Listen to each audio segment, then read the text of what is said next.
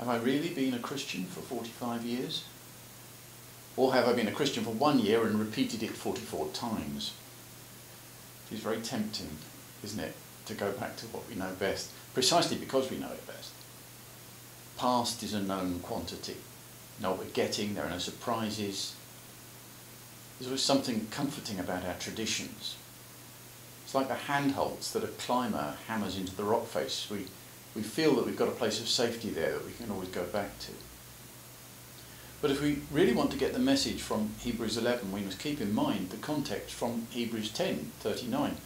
We are not of those who shrink back and are destroyed, but of those who believe and are saved. The life of faith is never lived in reverse. It always faces forward.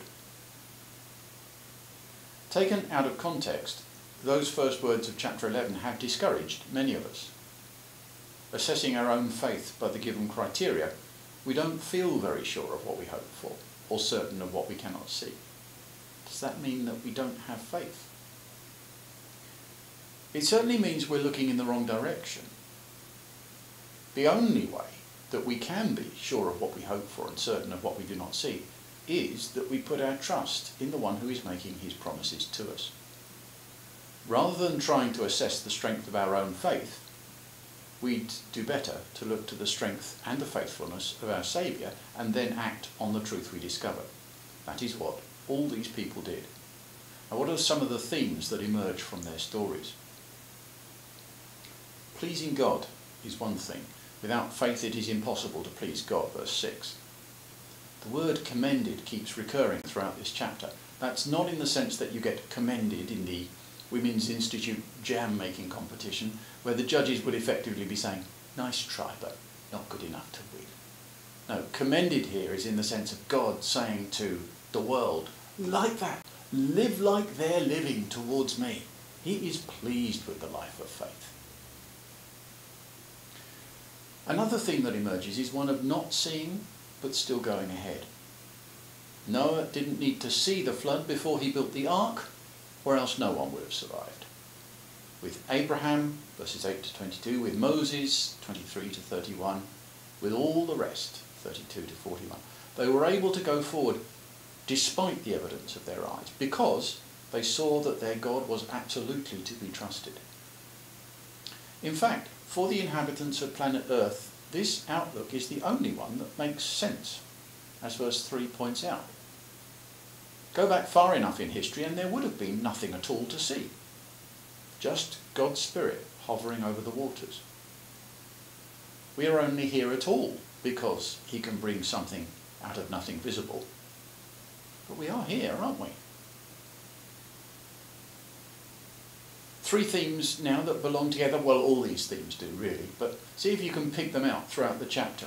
The themes are dying and death. See how many times that is mentioned. Then there is the related theme of inheritance.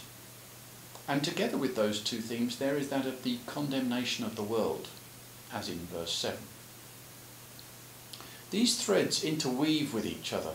People living the life of faith are willing to put their whole life on the line, to part with it as and when necessary. They trust the one who is calling them to keep his promises, and they will inherit the things that have been promised. Now, their faith condemns the world in that it makes visible the reality that the world around is trying to deny. Noah's peers would say, oh, we can see no God, no coming wrath, no flood. But they could see something of the reality, because they saw someone building a boat, and his faith was witness against them.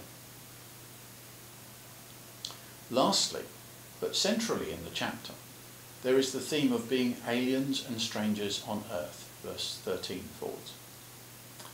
Living in this relationship towards God puts us in a very distinctive relationship with the world around. We no longer belong. What we are living towards is hidden from the view of those around us. We are in temporary accommodation until we are housed by him. We're on an unfinished journey until we arrive with him forever. Living like this, we cannot predict the outcomes. Sometimes we will see our weaknesses turn to strength that wins battles, verses 32 to 34. Sometimes turned into strength to endure suffering, verses 35 to 38. we cannot see the outcome, but only the way forward and the faithfulness of the one who calls us. In faith, there is no drawing back.